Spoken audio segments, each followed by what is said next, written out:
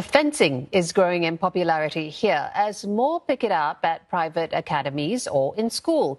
Already it's reaping the rewards as two Singaporeans became the first fencers to qualify for the Olympics earlier this week. But as Alif Amshad finds out, fencing is not just a fancy sport for the rich. This 16-year-old avid fencer picked up the sport 4 years ago. And people often get curious why she chose fencing. When I tell people I'm a fencer, firstly they ask a lot of questions about it, like, is fencing painful? Is it an expensive sport? When I answered them, they gained more interest about the sport, and some of them even asked whether they could join. Despite the pandemic, some private academies are scoring more students. After the relaxation of measures during the phase 2 and 3, we actually saw an increase of sign-ups of around 60% compared to pre-COVID.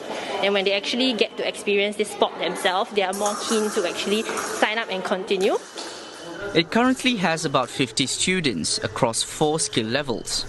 They include classes for the little ones and high-intensity sessions for competitive fencers. Classes here cost between $220 and $330. There's a misconception that actually fencing is like a rich man's sport where we need to put in a lot of money. The initial investment of buying the equipment is more than, let's say, taekwondo or swimming, but it's actually around $500 for a standard set, similar to learning piano or paying for tuition.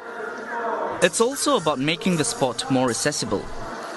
As compared to, I would say, maybe a decade ago, there are definitely more channels for the population to get involved with the sport.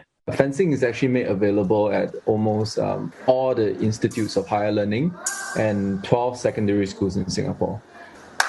Meantime, Fencing Singapore is working with local clubs to bring the sport to more schools in the country. That's Singapore Tonight. Your headlines anytime.